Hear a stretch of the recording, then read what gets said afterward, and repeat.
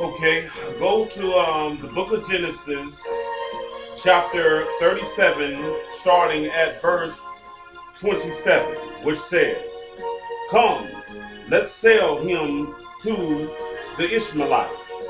Verse 28, "So when the Midianite merchants came by, his brothers pulled Joseph up out of the cistern and sold him for 20 shekels of silver to the Ishmaelites who took him to Egypt."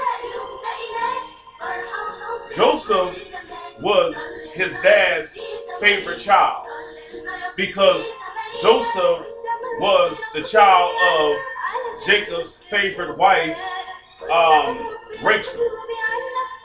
He was also his dad's favorite because Joseph was the 11th child born, that he was born to Jacob in his old age.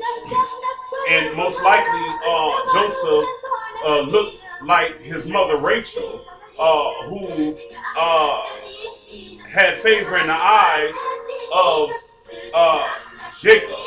So Jacob had made his son Joseph a garment, which was a beautiful robe. And his brothers were jealous of him. So one day Joseph went out and seen his brothers acting up, joking and horse playing around when they were supposed to be out doing work for their father. Joseph had went back and told on them. So that really boiled their brothers up where they envied Joseph even more. Then Joseph had a dream which God gave him that his brothers and his mother and father would all bow down to him. Joseph was 17 years old. Therefore, he was young and immature in mind, and went and told his brothers and his family that he had a dream that they would all bow down to him. So one day as Joseph was heading out towards his brothers to go check on them, they said, "Here comes this dreamer. Let us seize him and kill him now." But Reuben, Joseph's oldest brother, which was Jacob's firstborn child by Leah, had said, "No, let's not kill him because he is our brother." So they grabbed Joseph and threw Joseph into a cistern. A cistern is a small, a handmade well. And Reuben had went off, I guess, to go check on his mom and dad.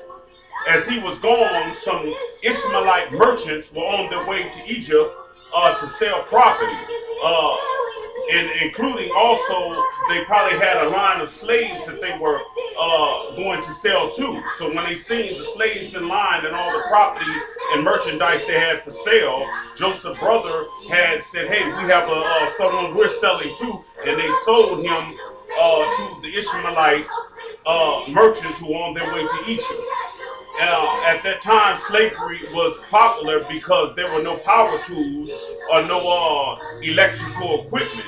So they had purchased or either made forced labor for people who had lost in war, or people who were poor, or people who were Shanghai, meaning as stolen from their country. So you can be robbed also for your possessions, and you can be robbed also for your own body because you were up for a price at this time. Chapter 39, starting at verse 1. Now Joseph had been taken down to Egypt. Potiphar, an Egyptian who was one of Pharaoh's officials, the captain of the guard, bought him from the Ishmaelites who had taken him there. So Potiphar was one of Pharaoh's head generals, captains in his military. He had purchased Joseph as his own personal household slave, that Joseph had worked on Potiphar's plantation. Potiphar had seen that Joseph was special because Joseph was trustworthy. And he had raised Joseph up in position later to be the head over all the slaves that are in his property. So Joseph, by him being Shemitic, the son a grandson of Abraham, who was the son of Shem, he was in North Africa, so therefore he was different from the people that were in that land, because he was light-skinned, which is the red-skin origin, and had long hair, that Potiphar's wife, who was a North African, had seen him, and she had special attractions for him, and a lust burned in her heart to make love to him. But Joseph one day went off into the house with her, and she begged Joseph, Joseph, lay with me, sleep with me now. He said, no, I can't do this. I can't sin towards my God, because his religion teaches him that thou shalt not commit adultery, right? And thou shall not lie, that thou art also to love thy neighbor as thyself. So he was like, I can't do that to my master, to go and lay down and have sex with his wife. That would not be right for me to do that man that way, because he's blessed me and made me the head over all of his possessions and everything that he has. So Joseph ran for her. She grabbed his garment, and a piece of it ripped. Okay, so she took the garment to her husband and lied on Joseph. Then she told him this story, that Hebrew slave you brought us came to me to make sport of me. So she lied on Joseph and said Joseph came and tried to fill on her body and rape her. He was enraged and threw Joseph into prison. Prison back then was pretty much a life sentence, because there was no computer there to give you any type of court date, unless it was somebody specifically asking that they wanted to see you to take you to court to sue you. So he was pretty much condemned to a life sentence. Okay, but the warden of the prison has seen that Joseph was a special person. It says, so the warden put Joseph in charge of all those held in prison. He was made responsible for all that was done there. So he had moved Joseph up to the head of everything. The chief baker, the chief cupbearer, and the chief baker were thrown into the dungeon by Pharaoh because he had got mad at them. The chief cupbearer had a dream and said, told Joseph the dream. Joseph interpreted the dream and said, in 3 days Pharaoh will call you out of the dungeon. When the chief baker heard this, he said, I had a dream also, and told him the dream. He said, in 3 days he will raise up your head too, but eventually he's going to get mad and he's going to kill you. He said, well, and when you guys are released, make sure you tell Pharaoh that there's a Hebrew here named Joseph in the dungeon. Could you, get me released, because I was thrown here on false charges. They both were released just in 3 days, just as Joseph had predicted, but they had forgot about Joseph. And it came to pass that Pharaoh, king of Egypt, had killed the chief baker, just as Joseph had predicted. So God had gave Pharaoh in the Hebrew language is Paro, a dream. And the dream terrified and petrified and really highly grieved Pharaoh.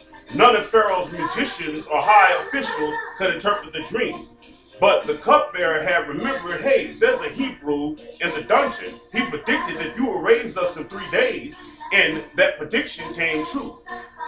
So Pharaoh ordered for Joseph to be cleaned up and brought out to the dungeon, from the dungeon, and presented in front of him. Joseph had stood before Pharaoh. Pharaoh told Joseph the dream. Joseph said, the God of the heavens and the earth, he today will interpret the dream for Pharaoh. The dream was 7 skinny cows and 7 fat cows. The 7 skinny cows ate the 7 fat cows. So that meant the interpretation of the dream was there will be 7 good years, and following after the 7 good years, 7 years of famine. Famine means no rain will come in the land for 7 years on that 7 years of famine. Because in Africa, in some place where there's desert, it gets so hot that it dries up the clouds where it doesn't give rain every year. So Joseph said, put store up food for the 7 good years when you have extra to last you if you put up double everything for the 7 years of famine. Joseph that day had pleased Pharaoh, and Pharaoh was happy to hear the interpretation of the dream, where he made Joseph the head ruler, second in command in status over all Egypt. He gave him in marriage to a priest, the Egyptian priest. So Joseph had married a Hamitic wife and had 2 sons by her, which was Manasseh and Ephraim. The name Joseph means may he add.